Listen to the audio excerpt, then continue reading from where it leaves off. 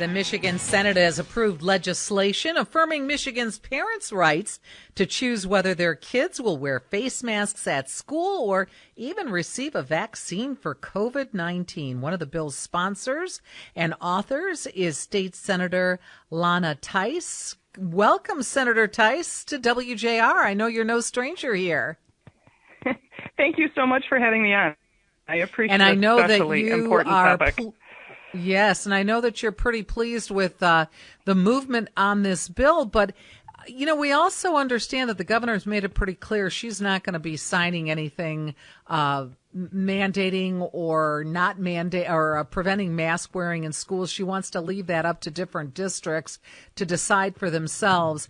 So a lot of people ask, why even go through the process of trying to put a bill like this out there? That's a fair question, but one of the things that I have is that I want to make sure that people understand is the difference between where the legislature is and where the legislature stands with parental rights and where the governor stands with parental rights. The legislature is saying that you, as a parent, have a right to make the determination for what's happening with vaccines, and the governor is telling you, nope, the bureaucrats need to be able to make that decision, and I refuse to allow to control this situation.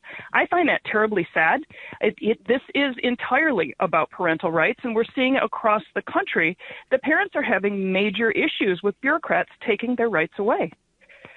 Lana, this is such an interesting thing because there are four different bills, correct me if I'm wrong, four different bills kind of looking at four different things. Let's start with 600.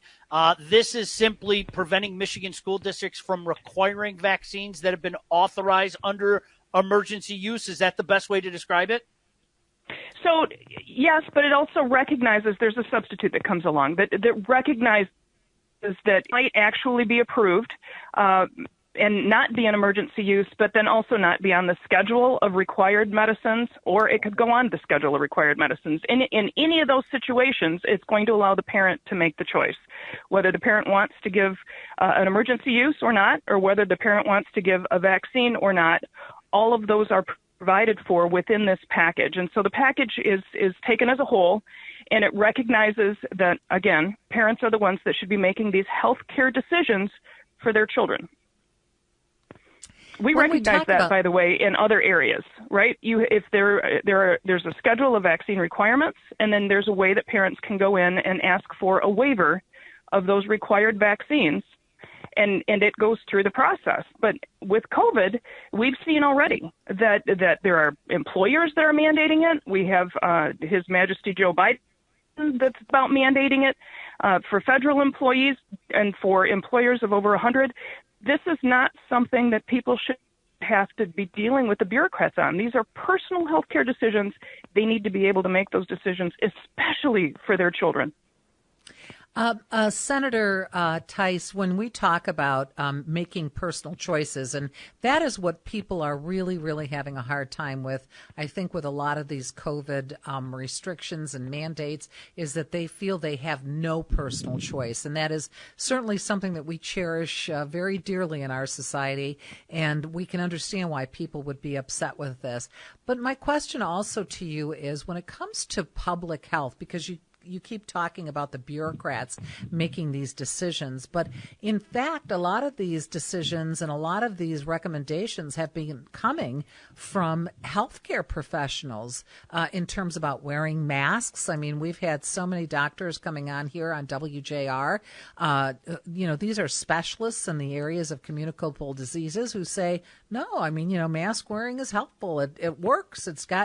And it's not so much, and everyone has to do it, in other words, to really make it work, to stamp out the pandemic. How do you respond to that? When they're mandating masks for, let's say, small children, for children in the K through 5 space, these are kids who are just how to properly articulate words. They're trying to learn how to read. They need to be able to see their teacher's mouth in order to be able to understand how to formulate things. When we're mandating masking on these children who have virtually no risk if they are a healthy child, we need to put this in balance. They're to be so afraid of a particular virus that has a very, very small risk for the K through 5 space in particular, and to say that it's more important that we make a risk zero, which is impossible, than that these children learn. Like, I would much prefer what we were focusing on right now is policy decisions for how to help these kids catch up for the 18 months that they've lost in learning in all of this. And instead, we're focused on trying to create zero risk with a virus that is not a massive threat to these children. Now, I understand that the adults, it's different. They all have the opportunity to get the vaccine if they want it. That is utterly within their choice and should be their choice. And we need to be focused on helping our children, the whole child, not just minimizing a particular risk and ignoring everything else that happens. So these bills recognize that. They also recognize that this should be the parent's choice and the parent's determination. It is their position to make that decision for their child.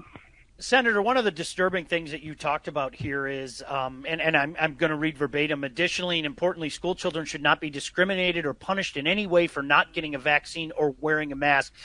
There are enough peer pressures out there, and sadly, we are seeing that in schools, whether it be from students or other people, in regards to, well, you don't have the vaccine, or you're not wearing a mask, and we shouldn't be singling out kids like that. Absolutely not. There was recently a story about a Down syndrome child having their mask literally tied to them while they were at school. The kinds of things that are going on right now are heartbreaking and encouraging our children to bully each other. And unfortunately, there are bureaucrats within the entire system that are adding to that. This just recognizes, like I said, this is all about parental choice.